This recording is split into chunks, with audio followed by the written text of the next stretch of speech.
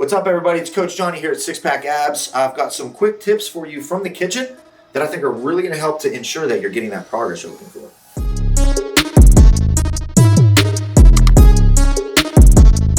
What I want to talk about today is the importance of portioning and tracking. Okay, and what I'm talking about is in regards to portioning your foods properly and tracking your calorie intake properly.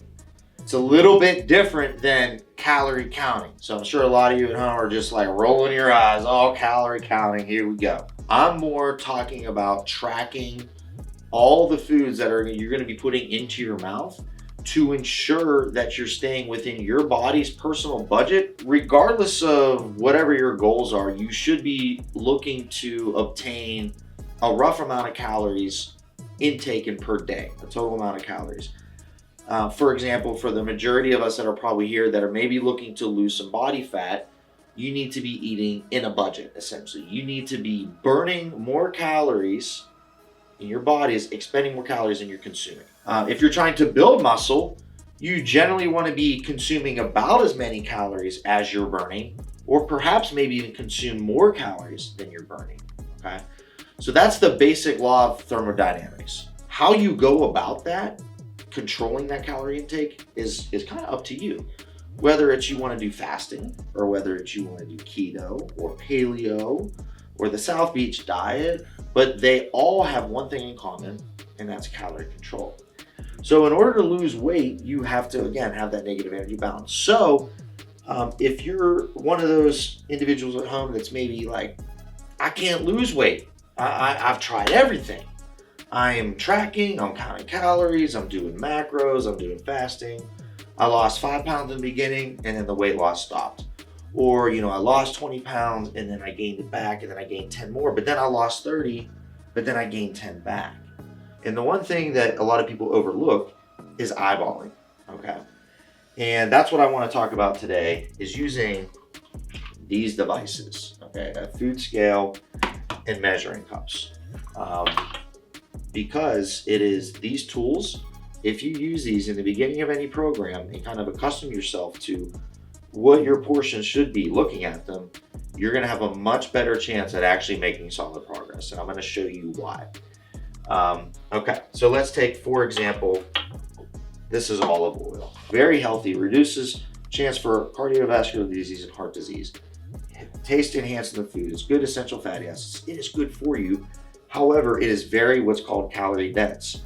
So just in this bottle, there's a couple thousand calories. Okay, so literally that's a lot. Okay, and when a lot of people are cooking, when they're at home, they say, okay, well, whether it's a meal or whatever, they say, okay, the pan's warming up. All right, I got to use some olive oil. They'll take the thing out and boom, and they'll just dip a little in the pan, and it kind of spreads out. And you're like, okay, yeah, that's probably a tablespoon, right? Okay. What I urge you guys at home to start doing is to check your work. If you find yourself in this category, using olive oil to cook all of your meals, or coconut oil, or whatever, and you're just kind of eyeballing, I want you to check your work. So I just kind of did a little pour there. So what I'm going to do is just pour it in there and see where it ends up.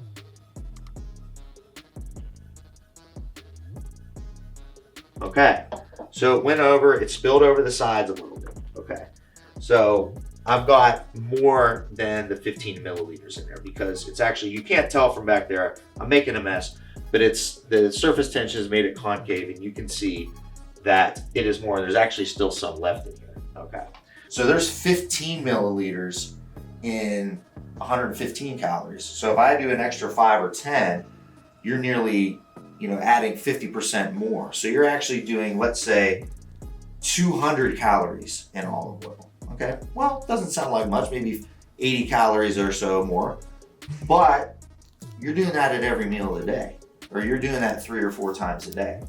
Let's say you overshoot by 80 calories 4 times a day. So 80 times 4, 320 calories extra per day, times 7 days a week.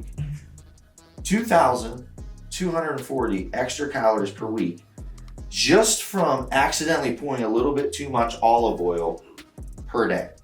Okay, and that's just one thing you might be overdoing. So 2,240 calories in a week extra in olive oil, just from a little bit extra. So if you're supposed to have 3,500 calories to lose 1 pound of fat, but you're actually overshooting by 2,200 calories just in olive oil, you can see how it very quickly closes that gap, and you didn't even know. Okay, so let's say you're looking to gain weight and build muscle, and I'm eating, Johnny, I'm eating, I swear. Okay, 1 scoop of this is supposed to be 29 grams, and it's about 110 calories. So we'll just take the scoop. We'll just take what I think is a quick scoop. Looks like a full scoop, right? Full scoop. 26 grams. Okay, so that looks like a full scoop, but you're actually 3 grams short. So that's on the flip side of things, you're actually kind of shortchanging yourself. Now, this isn't one of our supplements, so you know our scoopers are more accurate, but I just wanted to give you an example how very quickly your calories can go up, even though you might be consuming olive oil, oatmeal, healthy foods. Now, I recommend using these tools very religiously in the beginning. You will get accustomed to what it takes. As you can see, like my pouring wasn't too off just because I'm used to doing it, and I do check my work. But you'll get used to real portion sizes, and then you can start to use these less and less, and it'll become more second nature.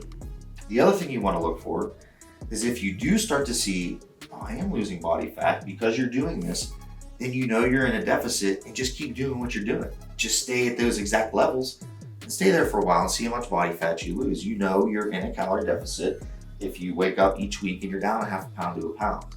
If you're not, if it's been 2 to 3 weeks and your weight is flat, you need to go back to the drawing board and make sure your calorie intake is on budget for where you're at, and you're also accounting for all the calories you consume.